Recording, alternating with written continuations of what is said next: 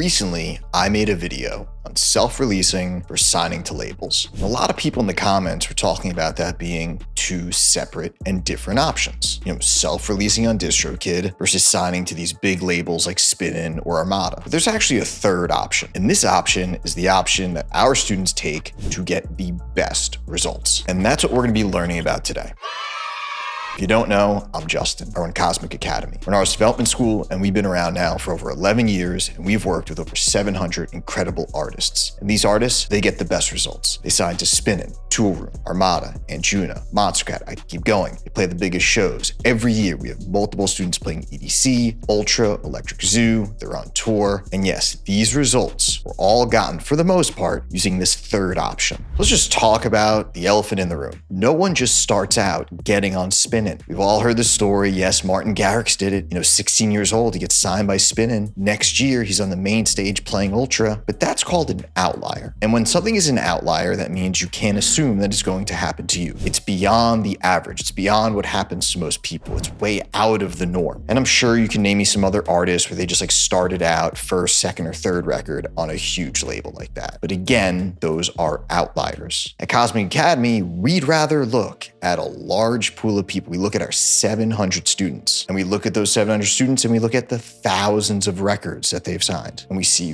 what works and what doesn't. And those students that get to play EDC and Ultra and go on tour and do all these great things, they all start with small labels and work their way up. That's the third option. The problem, though, is most people don't know where to find these smaller, decent labels. And sometimes they end up just self-releasing or signing to labels that are just total trash. So we're gonna fix that today. But first, you need to smash that like button. I have no idea what it does. I actually heard that bunny rabbits have been trying to cook better. They're really good chefs. People don't know that the rabbits, that the bunnies, they cook a lot. They're trying to become master chefs. If you smash that like button, it helps them. It helps them become the greatest chefs in the world. So let's get some bunnies and rabbits to become chefs. Okay, so if you're just getting started, it's going to be next to impossible to just send out a record and get it signed by Spinnin or Monstercat or Armada or any of these huge labels. What you need to do is you need to work your way up and prove to them that you deserve to be there, just like anything else in life. If you look at any of our students who eventually got to those labels, they didn't start there, and they all took the same path. I'm just going to show you Nostalgics' catalog on Beatport. She's one of our great students at Cosmic. And if you look at it, now she signs with Insomniac and Dimmac and all these huge labels. But if you scroll all the way to the bottom, all the way to her beginning, she started on labels you've never heard of. And you know what she did? She proved it there. She did well there, a little bit bigger and a little bit bigger, and she worked her way up to the Dimmacs and the Insomniacs. Let's look quickly at another one of our great students, Charles D. He's absolutely crushing it in the techno world. And yes, right now, he is on probably the biggest techno label in the world. He's on Drumcode, but he did not start on Drumcode. If we scroll all the way back, all the way to the bottom, you're gonna see him starting on labels that you've probably never heard of. And then he proved it on those, and he worked his way up little by little by little by little. And then he's on Prida, and then he's on the Insomniac imprint, and then he's on Drumcode. I just want to say something,